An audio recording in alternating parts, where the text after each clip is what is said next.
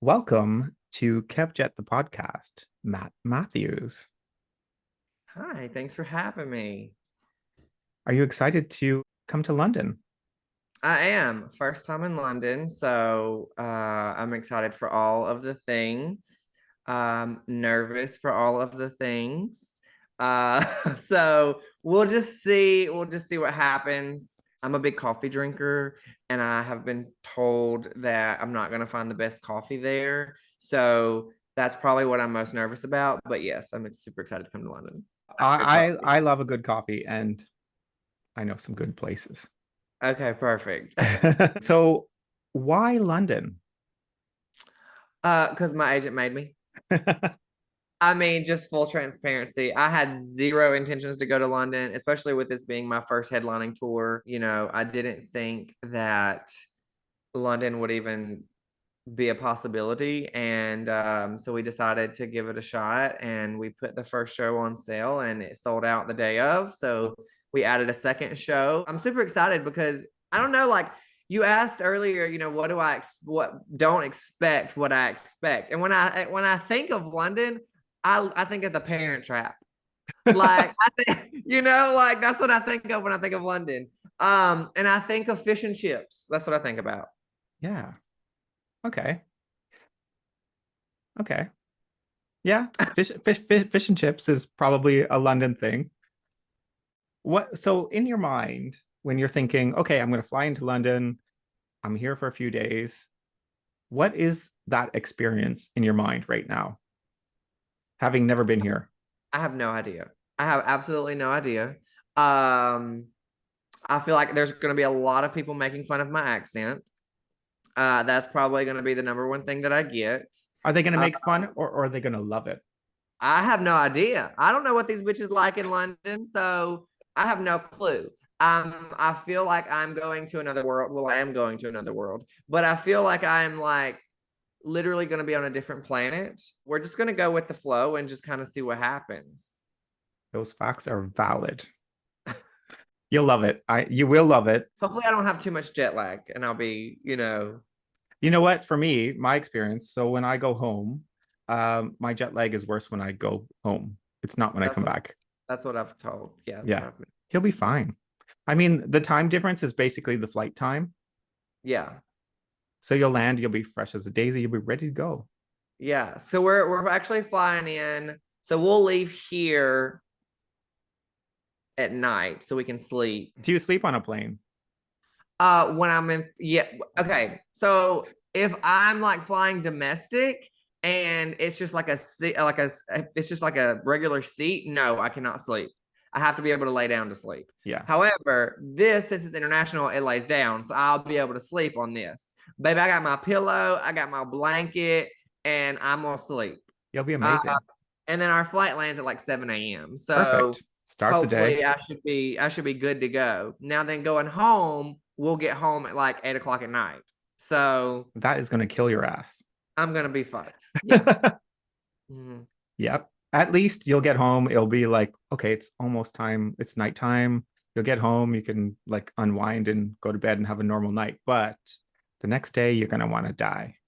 Yeah. So I'm thinking because I have a lot that I have to do that week. So I get home on Sunday. So I think I'm just gonna sleep all day Monday so that I can just like be rested so that I can actually be back at work on Tuesday. And then I'm actually flying on Wednesday. I'm flying to Texas. So yeah, Good luck with that. I'm gonna be tired. Love it. Tell me about Alabama. You're in Alabama. It's I it's am. a complete different world to London. Mhm. So tell our London listeners about Alabama. It's hot as hell. Yeah, we don't know Uh, about that. it is hot. It is humid. There's a lot of bugs. Y'all got mosquitoes in London? We don't even have screens on our windows. Oh no, baby. We got mosquitoes that will pick your ass up and carry you off. Like We don't we have got screens. It's the weirdest thing. Like when I y'all got moved air here, conditioning either, right? most people don't know. All I know, if my Airbnb ain't got no air conditioning, I'm gonna be pissed off. It probably won't. But trust me, it's not hot enough to have air conditioning on right now. Okay. Just open your window without a screen. Oh, hell no. No, I'm good. I'm gonna pass on that one. So what was life like growing up in Alabama? I grew up in the projects. So, y'all got projects in London? Sort of. What y'all call it there? Government housing? Yes, government housing. Okay, so So that's where I grew up. yeah.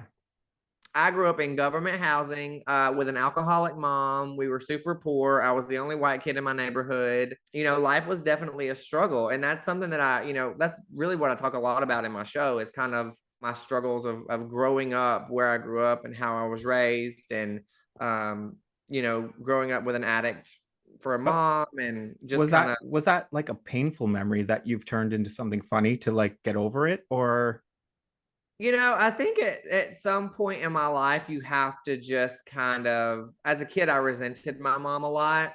And as I've grown older, my mom passed away in 2007. And so as I've grown older, I've kind of,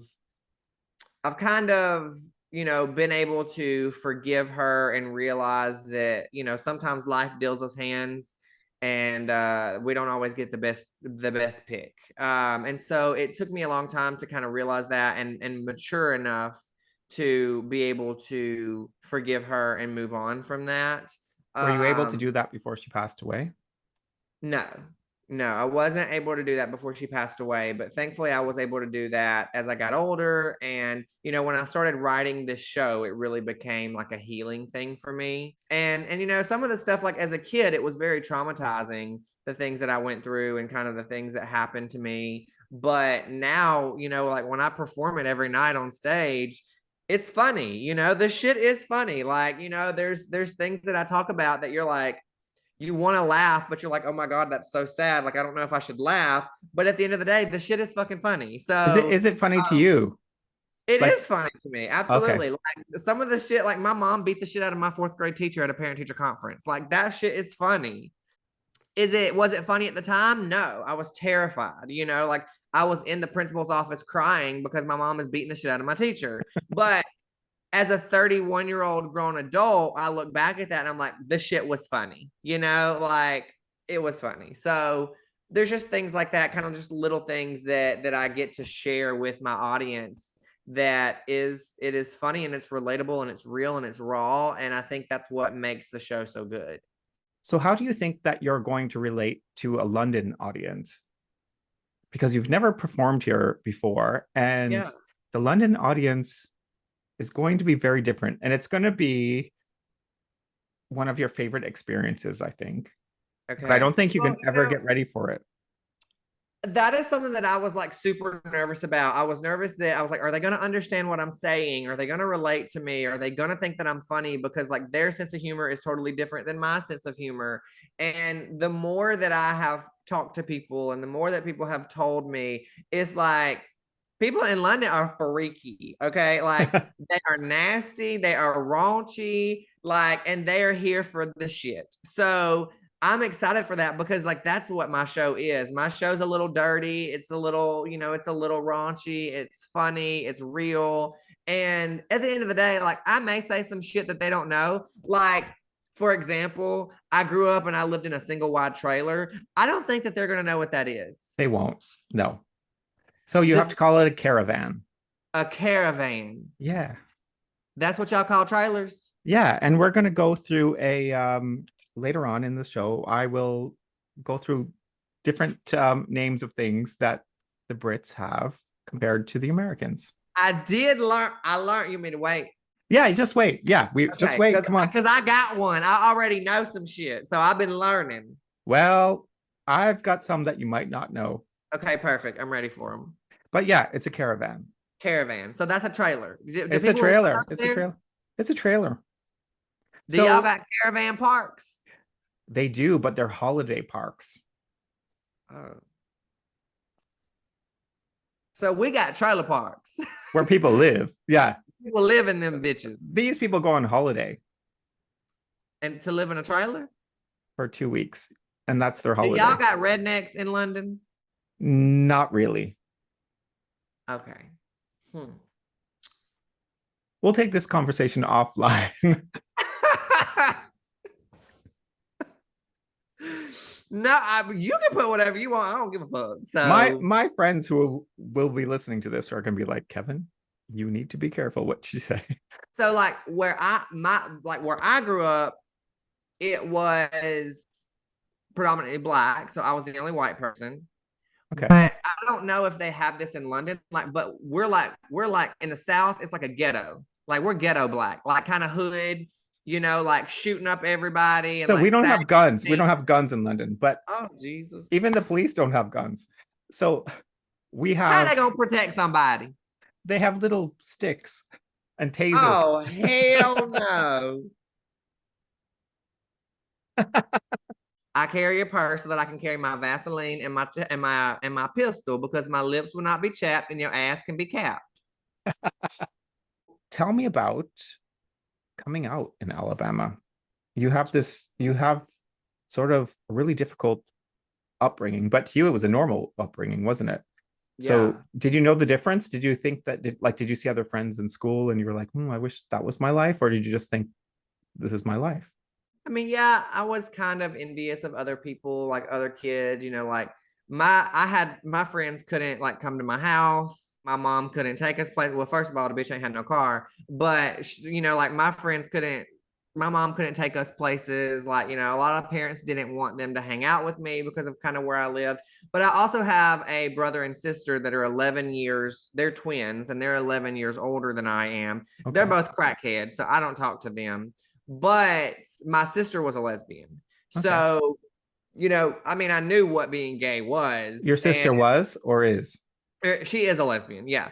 But I haven't talked to her in probably, I don't even know how long. It's been years. And I cut my brother off over a decade ago because, they chose drugs and, they just, when you're a drug addict, you're a user and all the things. And when you're not willing to help yourself, I'm not willing to have a relationship with you. My sister is a lesbian. So I saw that. I knew what being gay was. And I wanted to fuck Uncle Jesse on Full House in fourth grade. So, like, I knew that it was just a part of who I was. Now, at that time, it wasn't okay, Mm-hmm. like it wasn't as accepted as it is now. And so, like, it was a big thing. So I didn't come out till I was 19.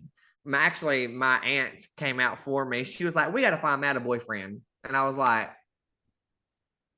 like what? And so I told my dad, and my dad is a Marine, so he is military. And I told my dad, I wrote my dad a letter and I left it for him on his desk. And that's how I told him. And I was like, if you don't want to have a relationship with me, I understand, but this is who I am, take it or leave it. Mm-hmm. And he took it, and we have an incredible relationship now. And we have actually a better relationship now than we did when I was growing up. So we fought all the time growing up, but now we have a great relationship. And it's very accepting. And I don't struggle with being gay. People don't, obviously, like growing up, people picked on me or would call me names and things like that, but as an adult, I think we're obviously in a better place. And there's always going to be people that don't agree with you or think that it's right. And that's okay. Like, you can have your opinion, but at the end of the day, they're not going to say the shit to my face. So, it is what it is. And if they do, they'll be sorry. Yeah. Cause I'm going to punch you in your fucking head. So, like, Tell me about Rob. How did you meet Rob? I met my husband on a dating app. And finally, I was like, my life is not a Hallmark movie. So I was like, let me just get on a dating app, see if I'm gonna find somebody.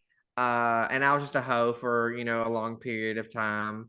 And then finally I was like, I gotta like figure this out. So I met Rob, and things went really well for us. And we dated for, several months. And then we moved in together, and we dated for like a year, and then we got engaged, and we were engaged for a year, and then we got married, and we've been married since 2016 now, so we've been together for like 10 years. Tell me about boudoir. How did that happen? I was a wedding photographer, and a bride asked me to photograph her getting ready one day, and I did. And they were so beautiful, and they made her feel so good. And so I started doing boudoir photography kind of on the side and just kind of would do it for Valentine's Day and things like that. And it really kind of popped off and people loved it. And I realized that it made people feel good about themselves. And I always hated my body growing up and I wasn't comfortable in my skin. And I always wanted to, love who I was and I didn't growing up. So when I saw that I was able to change people's lives through the power of boudoir photography and make them feel beautiful, like that was something that was very important to me. So I started doing that and it exploded. And I've been doing that for over a decade now. And it's been incredible. Do you find that people come in and they feel self-conscious and they're like, oh, what's this going to entail? Like, how does the process work? Or do you get those people that come in that are very kind of body positive, or is it mostly Yeah. people that are a bit shy and reserved? It's a mix for sure. Like I have people that come in that are very positive. They are all about it. They are ready to go and confident. And then I have women that come in that absolutely hate their bodies. They want to stay covered up. They've never done this before. They're very nervous. And that's kind of what our job is, to just kind of break them out of their shell and make them feel comfortable and realize that, like you look beautiful the way that you are, and we're going to show all of the best parts of you. So I think that's kind of I mean, that's what we do, that's what our job is, but there's definitely a mix of people that come in for sure. And do you ever have men? Yeah, we have men. I photograph a lot of couples. I don't photograph men obviously as much as women because men aren't doing this as much as women do. Hmm. But we have photographed men. The men that I photographed have been great. They kind of come in for the same reasons. They just want to feel good about themselves. They want to see themselves in a different light, and it's fun to be able to, show them that self-worth and body confidence is not gender specific. Like we should all be able to feel good about our bodies. So Love that. That's a really great thing. You went to nursing school. mhm. What was that like? Terrible. It was awful. Did you not meet like Mr. Steamy or like? No, that shit is not like Grey's Anatomy. It was awful, and I realized that I did not want to wipe asses for the rest of my life and change colostomy bags. So I went to school. I was in the program, and I hated it. I was miserable. Did not like it. I had a job working. I worked on an ortho unit at a hospital, and it was awful. And I was just miserable. I wasn't happy, and I told myself that if I was going to be miserable every single day of my life, that I didn't want to do. I was really only doing it for like stability and for a paycheck, and I didn't think that being an artist was going to be stable and make me money. And so that was what I was the most scared of. But one day I just decided I was done, and I went into my counselor's office and I was like, this is not for me. I hate this. I don't want to do this. And if I have to do this for the rest of my life, I'll be miserable. And so I dropped out and I dove into my photography business, head first, and it paid off. Going back to photography, how do you feel about AI? It's weird. I feel like it's kind of creepy. They can't get a hand right. They be fucking up people's hands all the time. I don't know. Like I'm not worried about it as far as like, what I do, but I do think like there's some things in AI that are probably going to take over a lot of people's jobs and livelihoods, and it's, Hmm. to me, that's a scary thing because at the end of the day, like people have to work, they have to pay their bills. But then there's also a catch 22. Like people don't want to fucking work, so it's like they have to do things like that because nobody wants to work. Like Hmm. it's an issue to get people to come to work and do a good job and actually care about their job. So it's a catch 22 because you don't want things like that to happen because we want to be able to have jobs for people, but then we have to do kind of stuff like that because people don't want to fucking work. So you have both options there. So let's fast forward to the pandemic. My understanding is a friend of yours says to you, "You're fucking hilarious. Why are you not on TikTok and filming this shit?" Mm-hmm. Is that how it happened? Yeah, pretty much. Everybody kept telling me to get a TikTok, and I didn't want to get a TikTok. I had no desire to get a TikTok, but I finally gave it a shot, and I just kind of posted my life again. Just who I was, the real me, and it's just relatable to people, and it kind of blew up and it took off in a way that I didn't think it would happen. from there, it just kind of took over. Yeah, it's been a big platform for me and what's gotten me here. How quick did that happen? Were you like watching numbers just I soar? remember like I had posted a video. I was at a friend's house and I had posted a video like a couple of days before maybe. And then all of a sudden that video started going viral and I started getting all these notifications and I'm like, what the fuck is happening? Like, what is going on? And I went from like, I mean, every time I'd refresh, I had like 10,000 more followers.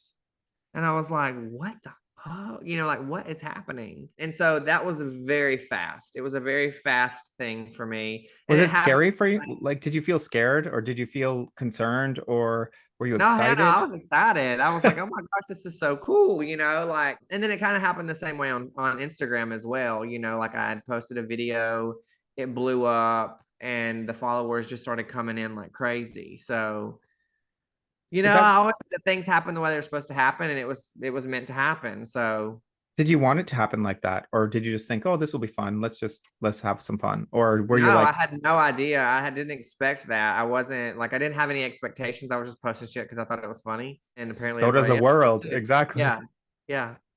Amazing. Tell me about your fur babies. Which ones? We have a All lot. of them. I know. It's amazing. And I think this will be a hot topic in London because Londoners will not have experienced this before. I've got 4 horses. I have a donkey. I have 2 dogs, 3 cats, 30 chickens, 2 pigs, and 6 goats. So that keeps you busy. As hell. How much Hmm. time of your day does that consume? A lot.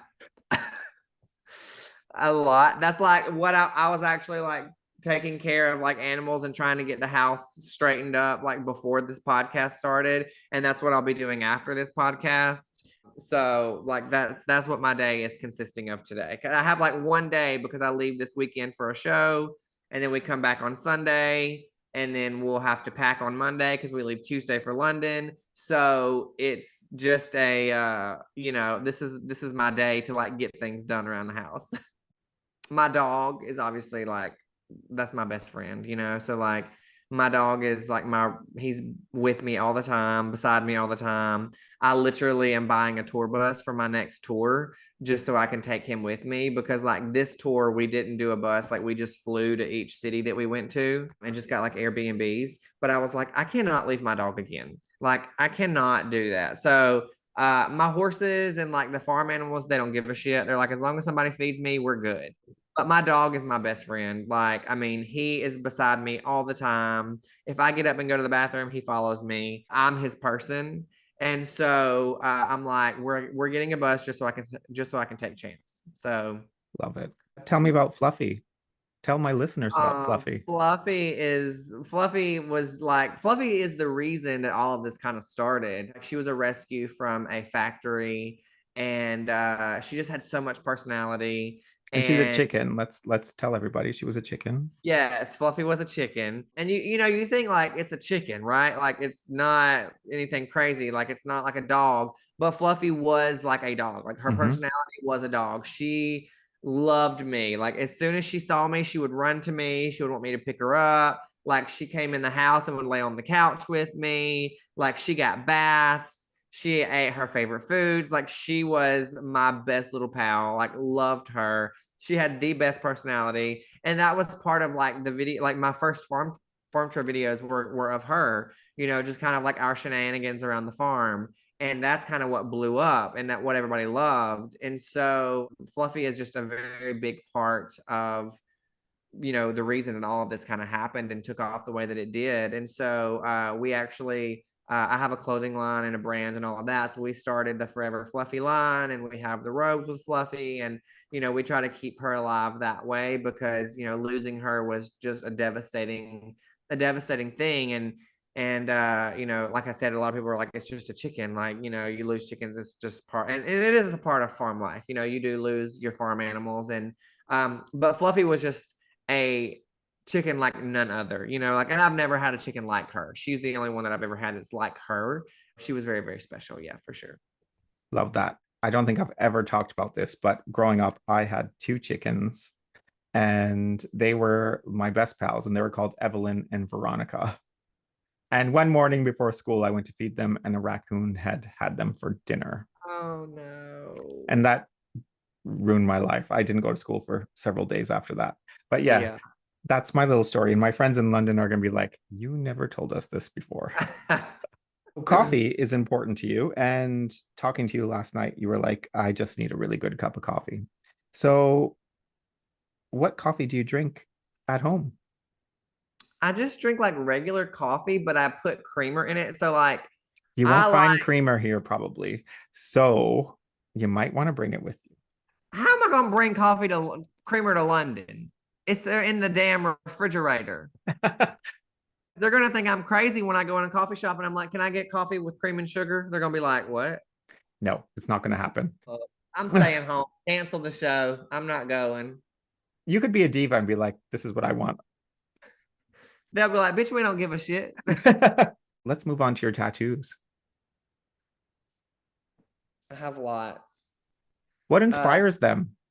this is a collage of all of the things in my life. So it has the dog that I grew up with, pumpkins and leaves from Halloween for like Halloween and fall. That's my favorite time of the year. It's got my dog Chance here, my dog Sadie there, my horses, so it's just basically just everything in my life that I love.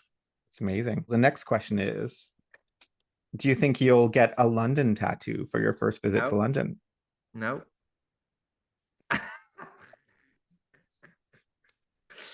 I mean, I don't have anything specific I mean, I do have a tattoo like this. I got this in Alaska. Okay. I love Alaska. Alaska is like one of my favorite places. I love being outside. That's the thing that I'm worried about is like I love being out. I live on a farm, like on land and animals, and like I don't love people. I'm not a very big people person. Hmm.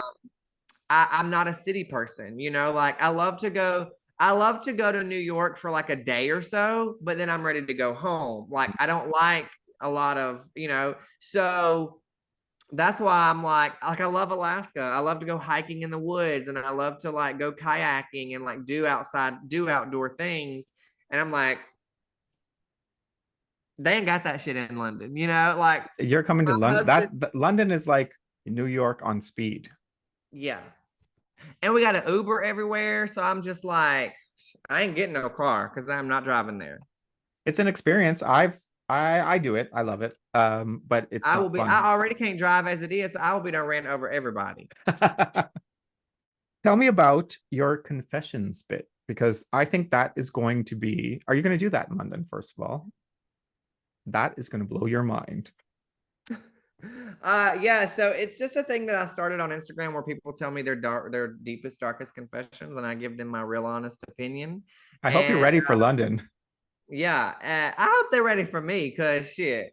Um, yeah, we have like a QR code at the beginning of the show that people can scan on their phones. It takes them to a website where they can like leave an anonymous confession, and then I read them at the end of the shows.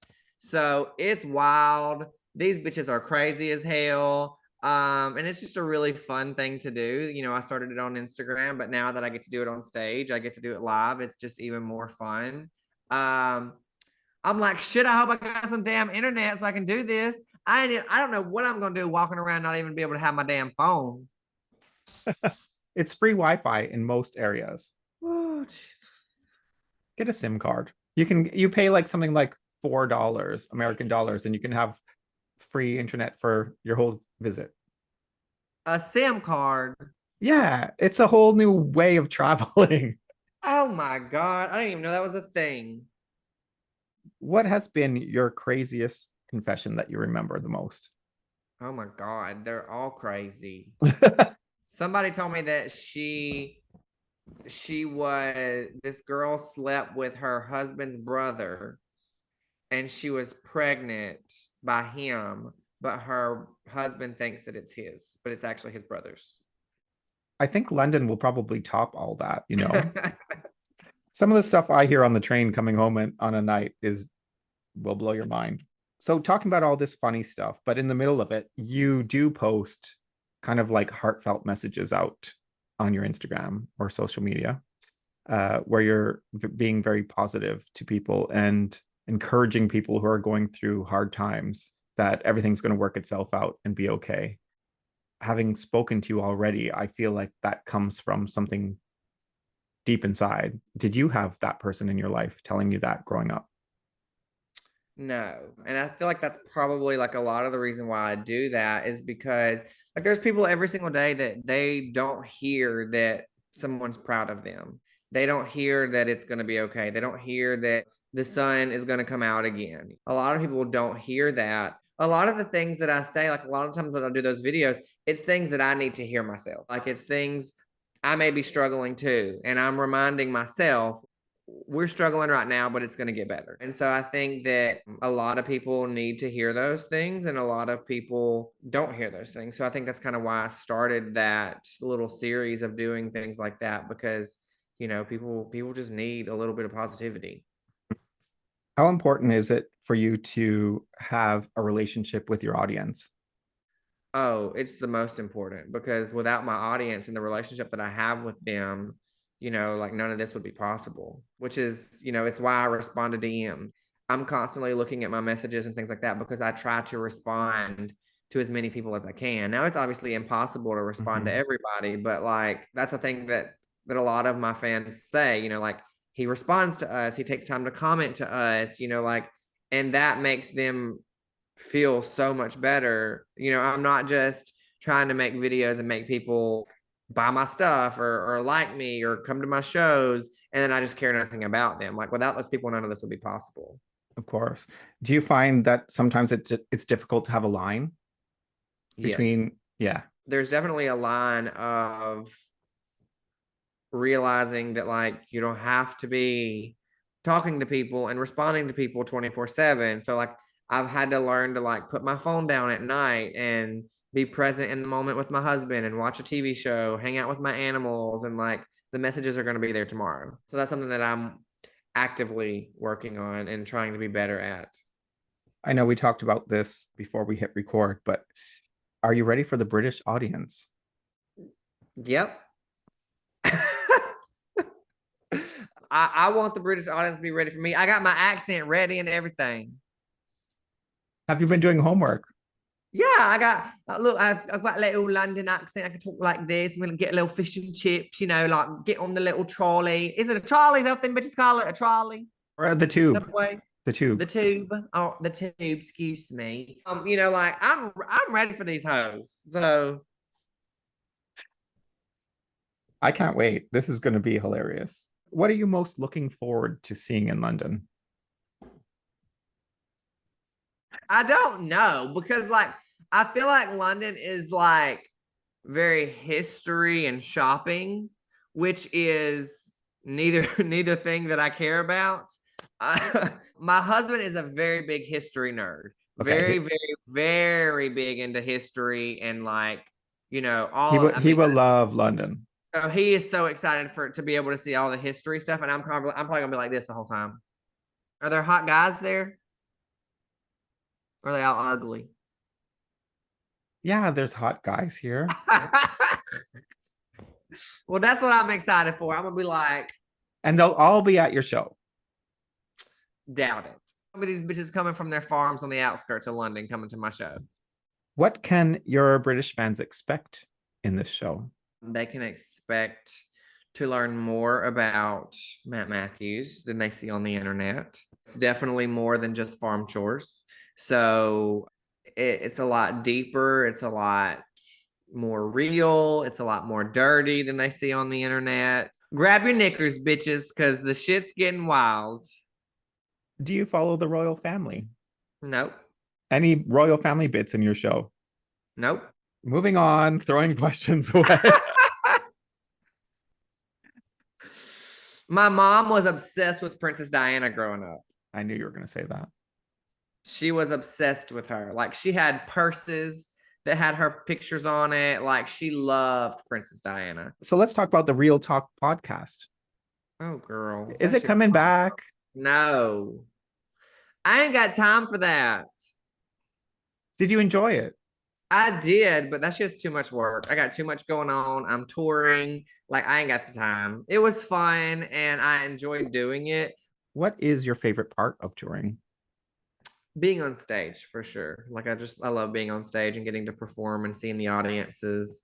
That's the best part for sure. The worst part is just traveling and being away from home. How do you prepare yourself before getting on stage? I don't. I'm just backstage on my phone or I'm getting ready. I have some tea or something like that. And then I just go on stage. It's like a Whatever natural, happens, happens. love that. It's a natural thing. Yeah. It's just whatever happens, happens. How are you embraced by other comedians? I don't know. I don't have a lot of comedian friends. I feel like a lot of comedians probably don't like me because of my such fast success. Uh, a lot of comedians have done this for years and years and years before they reach the level that I've been able to get to. Mhm. So a lot of people probably don't like me because of that. I can't help it. I can't help it that I'm funny. So So I do get that, and that's why I asked the question because it doesn't make you any less of an artist. I like to finish off my podcast with some quick fire questions. So okay, shall we go for it? ready. What would you bring to a desert island if you could only bring three things? Desert Island. Quick fire. Oh, water, water, and a sheet that I could get underneath so I didn't burn, and I don't know, water, a sheet, and some sort of food. Okay.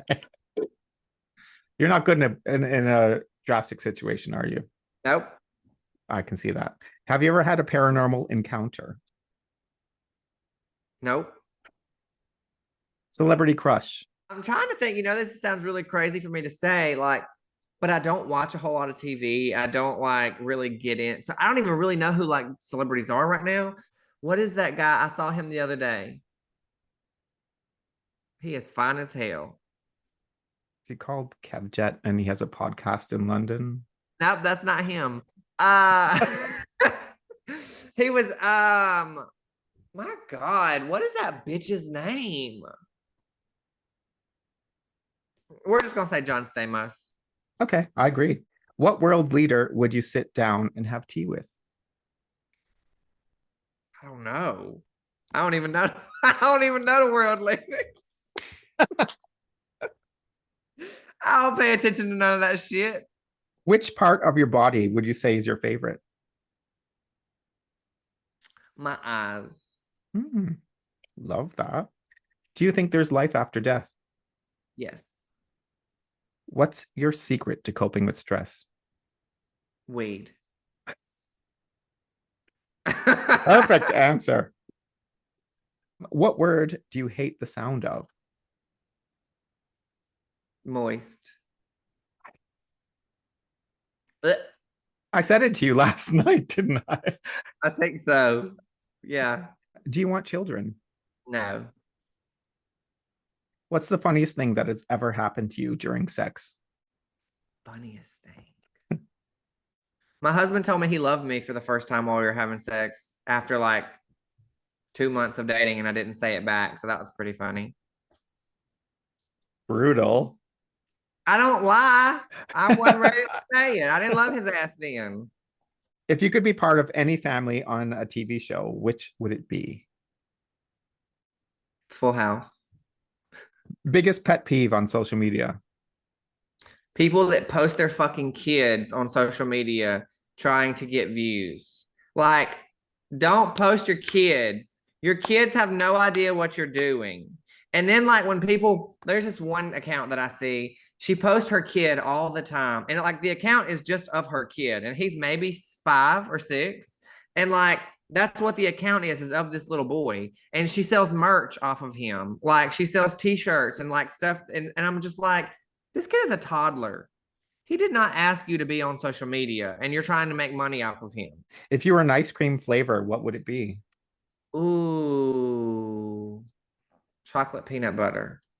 Ooh, that's my favorite. What was your first impression of me? Quick I don't know. fire. Do you mean like yesterday or today when we actually met on Zoom? Either. Um, Whichever is the most favorable. I don't think I really had an impression of you because you haven't like done anything to piss me off.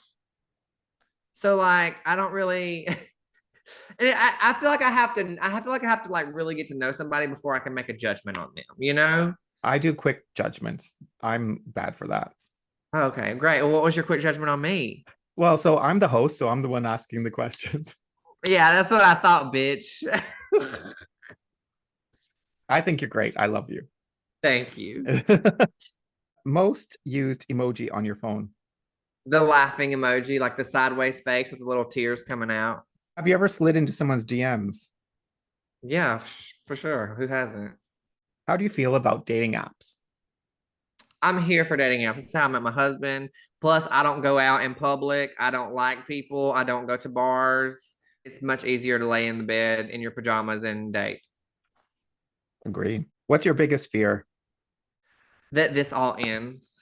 Like I always am terrified that I like will end up poor again or my career is going to be over. People forget about me, you know, like my 15 minutes is up kind of thing. That's my biggest fear. Do you have any hidden talents? I sing. Music is actually what I wanted to do growing up. So I grew up singing, but I never pursued it. I think that's probably the most hidden talent. Like most people, because people don't realize that I sing.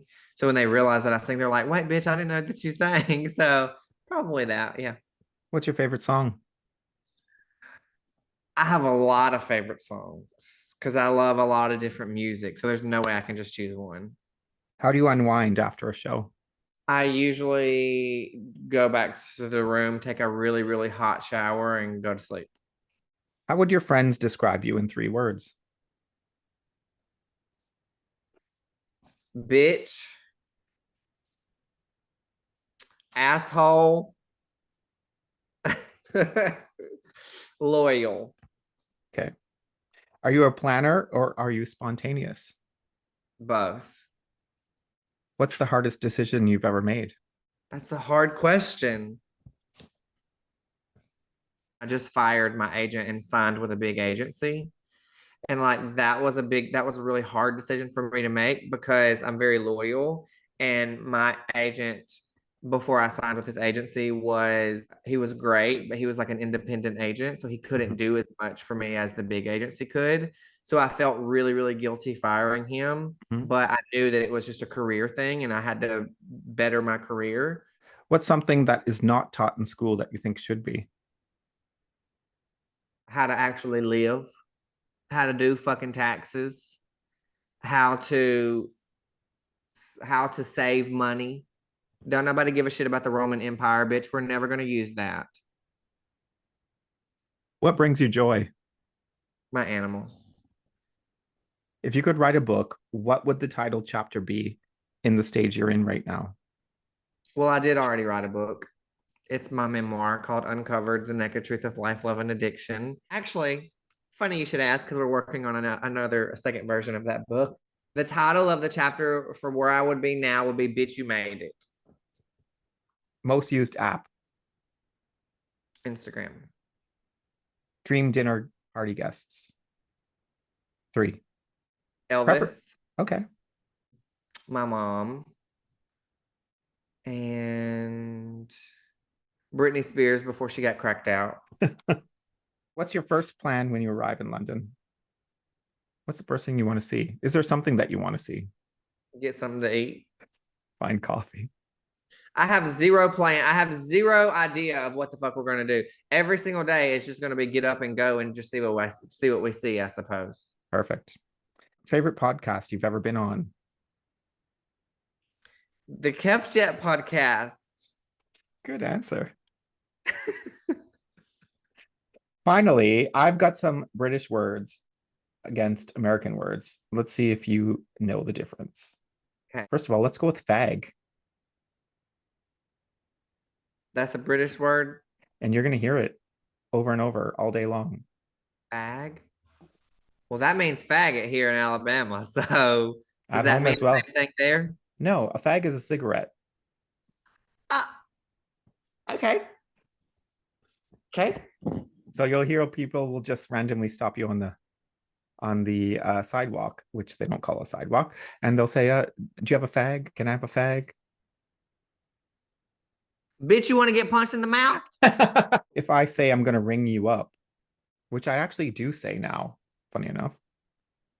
I think that's at the grocery store. No, I'm going to call you. Oh, you're gonna call me. Okay. Yeah. If I go to a shop and I ask for crisps,